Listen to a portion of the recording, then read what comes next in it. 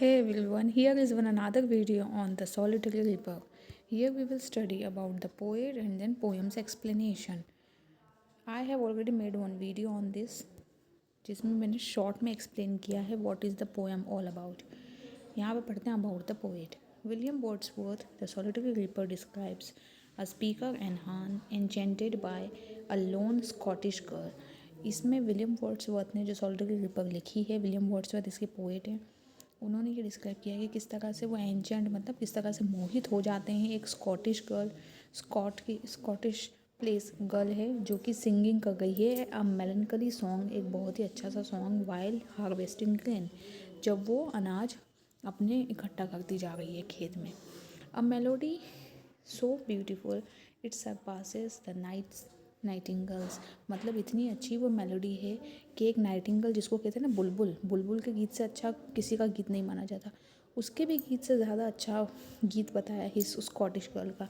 And stage with him long after he leaves, और वो तब तक वहाँ पे रुका रहता है पोएट जब तक कि मतलब वो लड़की जब तक कि वो वहाँ से चले नहीं जाता तब तक उसको देखता रहता है कि वो किस तरह से गाना गा रही है.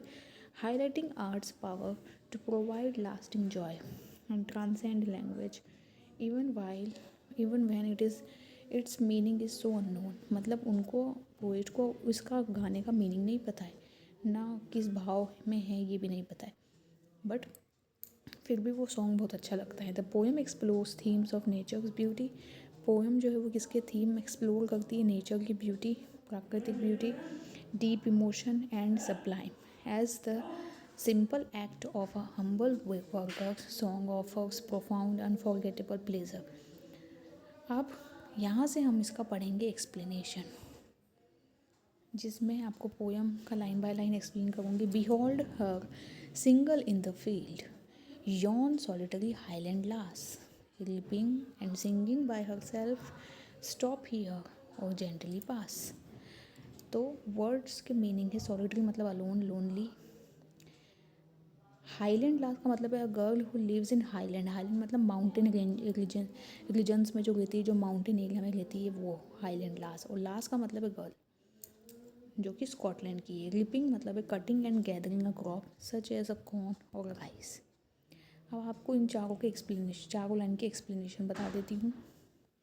The poet says that he once saw a young woman working in the fields alone. एक बार पोइट ने एक यंग गर्ल को खेतों में अकेले काम करते हुए देखा था जब वहाँ अकेले थी.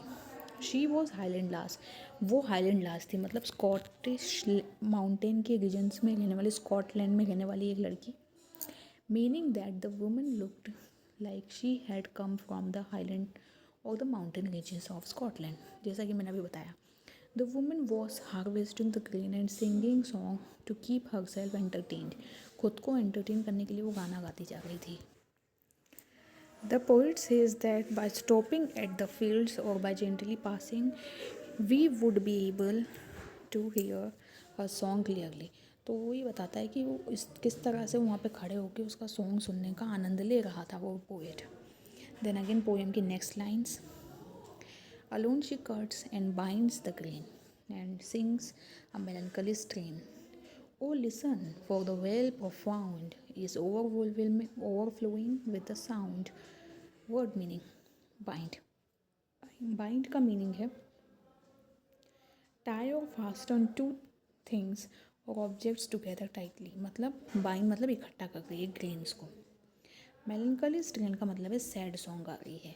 Well profound is the entire valley, valley मतलब क्या, घाटी जहाँ पे वो चल रहा है.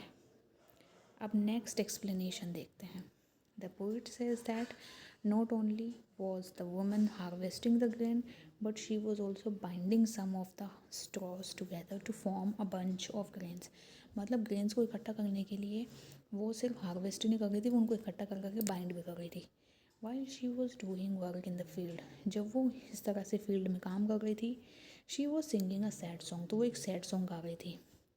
which was echoing throughout the valley, जो कि पूरी वैली में इको कर रहा था या साउंड कर रहा था, पूरी वैली में मतलब उसकी आवाज़ आ रही थी.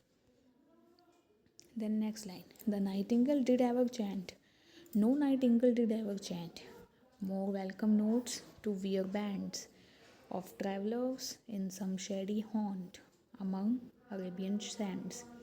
Word meanings. Nightingale means a bird noted for her sweet song. सबको पता है बुलबुल जिसे कहते हैं. Weary is tired. Band means a group of people. Shady means suspicious, मतलब शंका वाला, जिसमें कोई शक हो, शंका हो.